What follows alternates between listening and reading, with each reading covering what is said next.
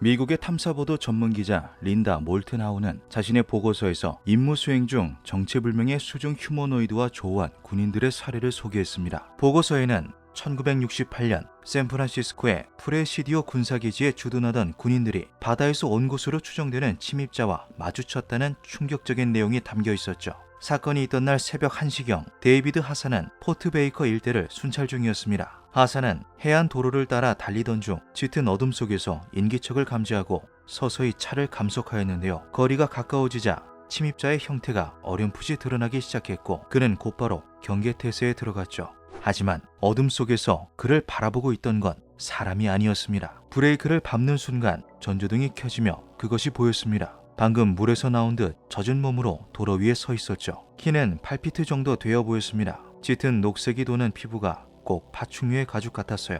영화 검은 늪지대의 생명체에서 본 모습과 아주 비슷했습니다. 데이비드 하사는 약 3m 거리를 두고 괴생명체와 대치합니다. 침착하게 침입자 발견 매뉴얼을 실행하려 했지만 그것은 순식간에 자리를 벗어났는데요. 20피트 떨어진 곳에 바다가 있어 그 방향으로 도망칠 것이라 예상했지만 괴생명체는 수직에 가까운 해안 절벽을 기어올라 짙은 어둠 속으로 유유히 사라졌습니다. 데이비드 하사는 눈앞에 펼쳐진 비현실적인 광경에 그것을 멍하니 바라볼 수밖에 없었죠. 이후 보고를 받고 출동한 부대원들과 현장 수색을 실시했지만 별다른 흔적은 발견할 수 없었습니다. 1년 뒤인 1969년 중남미계 인기 저널인 이닉스 플리카타의 기자 스코트 코랄레스가 조사하여 소개한 카리브해 안티과 섬 해군들 사례도 위 사건과 매우 닮아 있습니다. 기사에는 군 경계지역 인근 해변가에서 낚시를 하던 군인들이 이상한 생명체와 조우한 목격담이 실려있죠. 해가 저물고 날이 어두워질 무렵 저 멀리 모닥불을 피워놓고 노는 한 무리의 사람들을 발견했습니다. 여기는 군인들만 가끔 낚시를 하기 위해 찾아오는 곳이라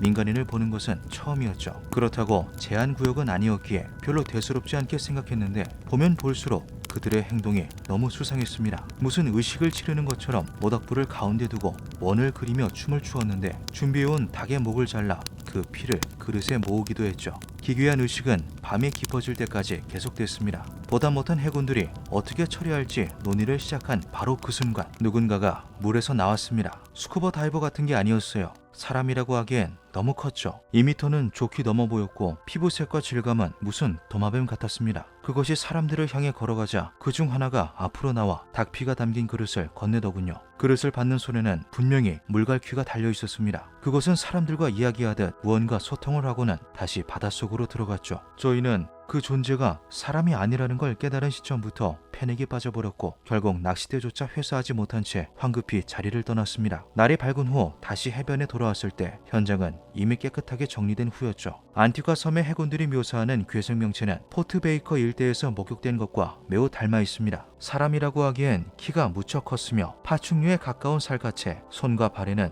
물갈퀴가 달려 있었죠. 도대체 그날 밤 해변에서는 무슨 일이 벌어진 걸까요? 불가사의한 수생인간 목격담은 러시아로 이어집니다. 바다는 물론 호수에서도 이와 비슷한 괴생명체를 봤다는 보고가 들어온 것인데요. 그중 가장 유명한 것은 수중 전투로 인해 사상자까지 발생했던 1982년 바이칼 호수 사건입니다. 2500만 년이라는 나이를 가진 바이칼 호수는 지구 역사상 가장 오래된 호수이자 가장 깊은 호수인데요. 얼어붙은 수면 위로 UFO를 연상시키는 아이스 서클이 생긴다거나 지구 어디에서도 볼 수 없는 희귀 생명체가 잡히는 등 신비한 현상이 자주 보고되는 장소이기도 하죠. 바이칼 호수는 특수한 환경 덕분에 종종 군인들의 잠수 및 수중 정찰 훈련지로도 사용돼 왔습니다. 사건 당시 마크 슈테인버그와 제네디 지베레프 중령도 바이칼 호수에서 정찰 잠수부들의 정기 훈련을 지휘하는 중이었죠. 마침 그날은 소련 국방부 공병대 사령관인 데미아넨코 소장이 방문한 날이었습니다. 한치의 실수도 용납되지 않은 상황에서 두 중령에게 믿을 수 없는 보고가 전해집니다. 수심 50m 지점 약 9피트의 키를 가진 정체불명의 무리가 보인다. 잠수 장비는 따로 없고 비늘 같은 수트를 입었다. 머리엔 둥근 헬멧을 쓰고 있다. 호수 아래에 사람보다 훨씬 큰 미약인 생명체들이 있다고 보고받은 두 중령은 그들 중 하나를 포획하기로 결정하고 7명의 잠수부로 구성된 특별조를 파견합니다. 하지만 수생인간의 반격은 상상 이상이었는데요. 수중 전투는 괴생명체의 압승으로 끝났으며 이 사건으로